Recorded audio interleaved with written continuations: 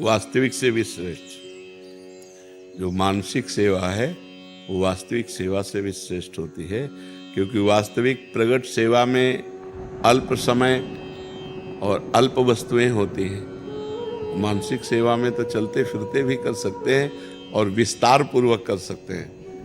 मानो प्रगट सेवा में तो हम स्वर्ण की थाल, स्वर्ण के पात्र, विविध भोग सामग्री ये नहीं कर पाएंगे ठाकुर जी, लेकिन भाव में हम कर सकते हैं। भाव में एक विशाल स्वर्ण की थाल है, छोटी छोटी कटोरियां हैं, किसी में खीर है, किसी में रसमलाई, किसी में रबड़ी, किसी में विविध प्रकार की भोग सामग्री एकत्रित करके अपने हाथ से पवाते हैं।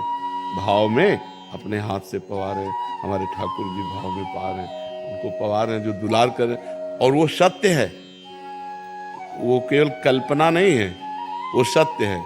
एक बार श्री विट्ठलनाथ गोस्वामी जी से किसी धनी मानी ने पूछा कि बिना पैसे के भगवान की सेवा हो जाए और भगवान प्रसन्न हो जाए। बहुत कंजूस आदमी था, होते ना कभी कभी कोई कोई बहुत कंजूस स्वभाव के होते हैं।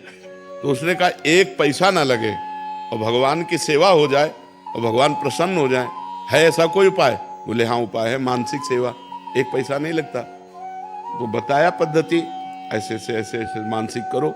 तो कुछ दिन हो गए, तो एक दिन उसने मानसिक में दूध में चीनी डाला तो थोड़ा ज्यादा हो गई, तो उसको थोड़ा चुभा कि चीनी ज्यादा हो गई। कंजूस स्वभाव था चीनी। तो ठाकुर जी ने एक थप्पड़ मारा प्रगट में। जब वो थप्पड़ तो ठाकुर जी प्रगट हो गए और कहा मानसिक में तेरे पैसा कहाँ लगा?